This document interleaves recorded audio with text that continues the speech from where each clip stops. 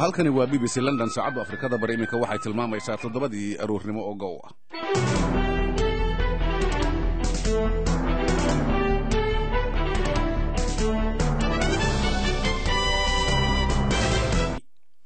dhawaan baarlamaanka dalka Djibouti waxa isku raacin dib loo hayo dastuurkii dalkaasi qodobada wax laga bedelayana waxa kamid ah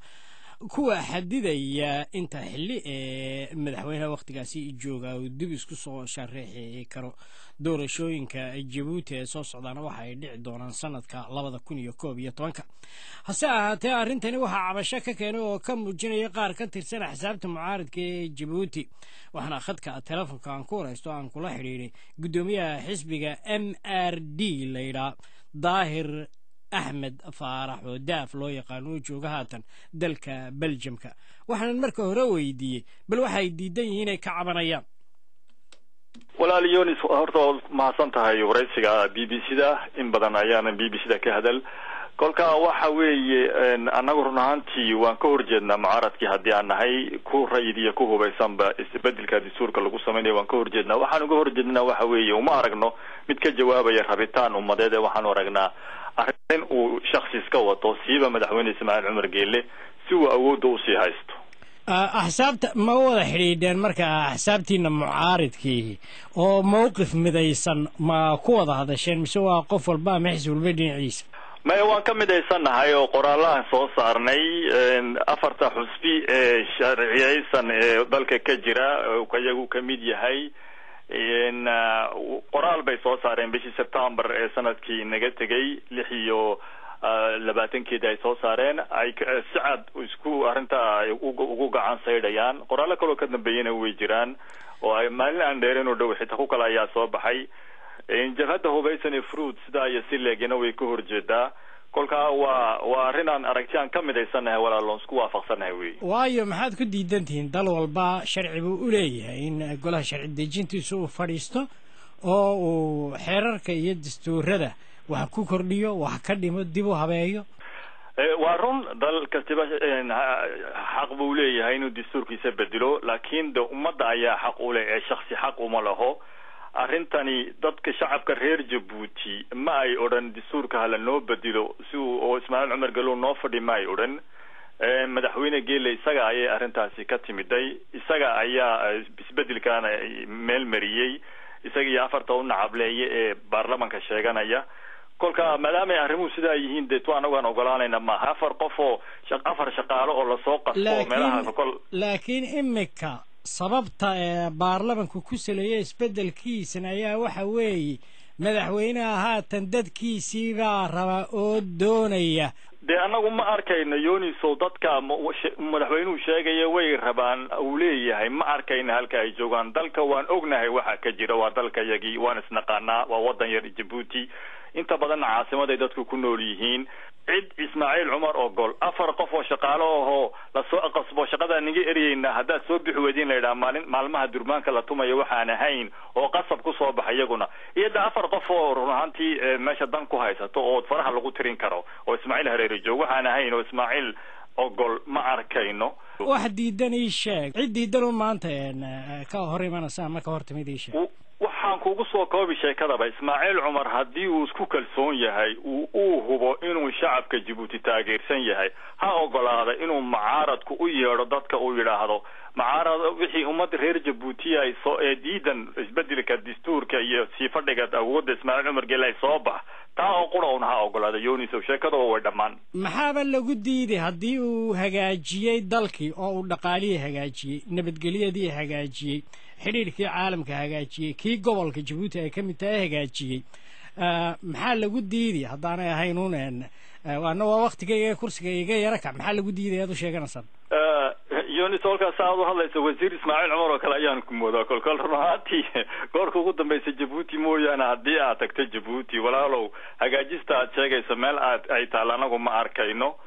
in boqolkiiba 80 in ka badan ayay dadka reer Djibouti sabool oo runaantii dhulka ku masaxan afar qof ayaa aad u nool gaariyo fadhawaaweyn iyo qalab fadhawaaweyn ku nool lacag badan oo rursatay laakiin haddaad xaafadaha Djibouti tagtay Djibouti na taqaanaan u maleeyo dhaxmarto ilaa balbala ilaa kaartiyadii ilaa xaafadii Djibouti la yaqda tagto dadku sidoo u nool yihiin wadaadkii kartaa koraanku uu go'aa maalin kasta Djibouti biyuhu maxaa habeenkii baa loo soo jeedaa. Sanadihii hore daahir ilaa baa sidii sanadihii hore ay ahaan jirtay maanta haddii la isbarbar dhigo ma isla mid baa.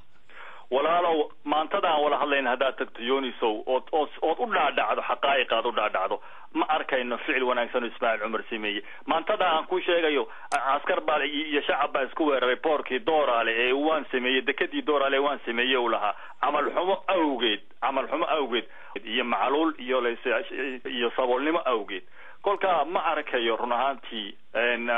horumarka la tilmaamayo ee uu Cumar leeyahay aan sii wado oo aan nii fadhiyo ma arkayno dhan kasta markaan ka eegno.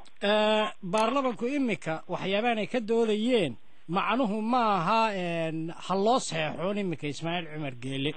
laakiin qodobka la bedelay wuxuu odhanayaa xadidaadii inta goor ee madaxweyne jira uu isa soo sharixi karo ayuunbaa la qaaday oo halkii laba awal laga xadidayey la yidhi mar saddexaad wuu isa soo sharixi karaa. maxaa ku jaban ilaa wuu isa soo sharixi waana lala tartami ama ha helo ama ha laga helo. horta ha horeyse waxa wala loo xadeeyay ee labada loogu xaleeyay labada mandate loogu xadeeyay maxaa hedanay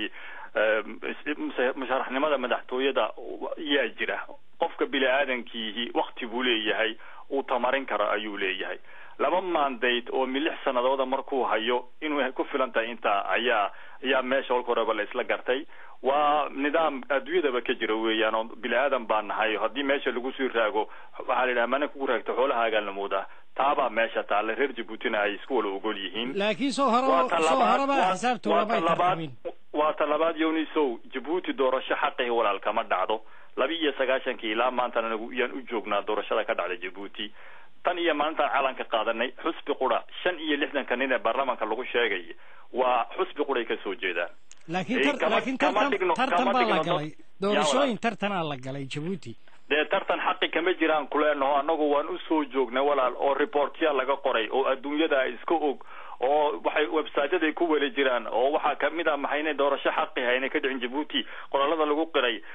maxay ahaydeen reportka xuquuqul insaanka dawladda Mareykanka ka soo baxa kamid ah kuwa hay'adaha ma ka qayb gashay idinku kii ugu dambeeyay. anagu waxaan kii noogu dambeeyay 2003 buu ahaa intii dambe oo dhan waan wala qaadacnay walaal waxaan u qaadacnayna waxa weeye markaan aragnay inay waxba ka fuleyn oo doorasho xaqi jirin loona jeedin ayaan nidhi anagu xaaraanta u xalaaleyn mayne dan baan uga joogsanayna. waa taa su'aasha ugu dambeeyay daahirku weydiinaya waxa weeye adduunka saddexaad inta badan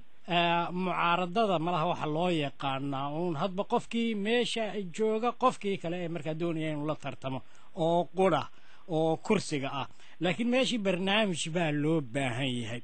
idinku maxaa barnaamijyeed haysaan ee isbedela ee aad leedihiin kan Ismaaciil Cumar Geele ka ayagan ba ka fiican ama ka aayaroon? barnaamijkaygu walaal anagu haddii aan xusbinahay MRD ahaan iyo haddii aan mucaaradnahayba uu jiraa MRD ahaan haddaan wax kaaga taataabto anagu barnaamijkaygu dhinacyada kala duwan ee nolosha qaranka ayuu saameynayaa. dhaqaale hadday tahay siyaasad hadday tahay maamul hadday tahay dhaqan bulsho intaba uu saameynayaa. annagu waxaan doonaynaa siyaasadda haddaan wax kaaga taataabto in la furfuro siyaasaddan madaxtooyada lagu laalay la furfuro ninka xildhibaanka karaamadiisa loo soo celiyo si qarana loo soo doorto. maanta qabiil ma matalo qaranna ma matali qof buu matalaa inuu noqdo maxay ahaydeen cid qaran matashaan doonaynaa anagu oo barnaamij lagu soo doorto lana xisaabtamo inuu noqdo dawlad hoose oo run oo xaqa in la sameeyo oo ummaddu ay danahayga hoose kaga tashato xaafad uga tashato haddii ay tahay iskuuladeeda haddii ay tahay dhaktaradeeda haddii ay tahay dhalinteeda haddii ay tahay dhaqankeyga haddii ay tahay wax ammaankeyga hoose sida adduunyadaba maxay ahaydeen ka jirta. maamulku inuu noqdo maamul u dhaxeeya oo siyaasad ka caagan oo ummadda u dhaxeeya ummadda u adeega inuu noqdaan doonaynaa. camalka maamulku bixinayna ku tartan lagu helo inuu noqdo oo qabiil iyo leese qof iyo iyaad garan lagu kadbaday inuu noqon baan doonaynaa walaal. waa tahay waad ogtahay sanadka soo socda waxaa dhacaya doorashooyinkii maxay idin diiday intooda la tagtaan barnaamijkaasi in aad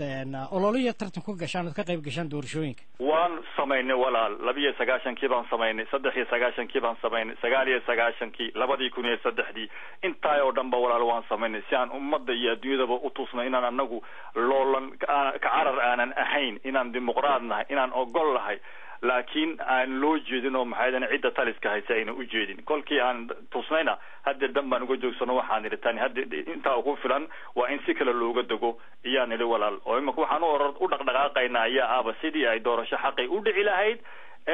ummadu dadka ay u kala maxay ahaydeen iyadu u kala saari lahayd gudoomiyaha xisbiga mucaaradka ee MRD Jabuuti oo Daahir Axmed Faarax la yiraahdo oo khadka telefoonka iigu wareemay